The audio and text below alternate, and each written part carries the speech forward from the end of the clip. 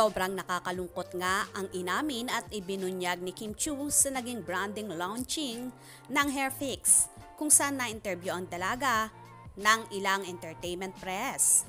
Natanong ang actress kung ready na daw ba at makakasama sa ball ang nobyong si Sian Lim. At dito sinabi ng actress na hindi nga makaka-attend ang nobyong si Sian sa ABS-CBN Ball dahil kasalukuyan itong nasa India at may imbitasyon ang isang kaibigan na motoride at sinabi ni Kim na matagal na raw kasi itong pangarap ni Sian. Ayon pa sa Queen of the Dance Floor na siguro naman daw ay kakayanin niyang mag-isa at walang escort sa malaking event na magaganap na yon.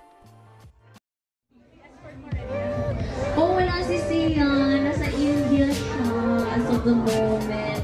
Isa siyang, nagmumotor siya sa Himalayas. Pangarap niya yun eh.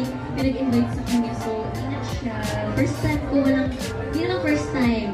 Parang 2012, mag-isama kami. Yung 2023, ako na mag-isa. Kaya ko naman siguro. Samantala, may isa namang Kim Si Fanay ang tila na dismaya na hindi masasamahan ni Sian ang nobya sa naturang event na yon. Ayon sa Fanay na ito, sorry to ask this, pero mas mahalaga ba talaga ang pagmumotor kesa maging partner ni Kim sa ball? Di ba pwedeng i-sked sa ibang araw ang motorcycle event since once in a blue moon lang naman ang ball? Well, wala naman tayong magagawa kung hindi nga makaka-attend ang actor-director sa naturang event na yon.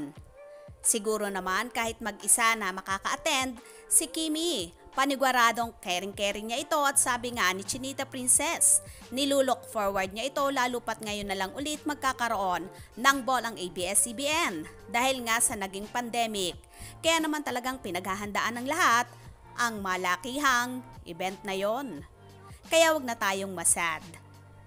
Abangan na lang natin ang pinaka-prestihiyosong magaganap sa event na yon.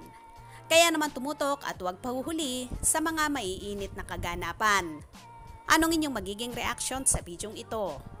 Comment below.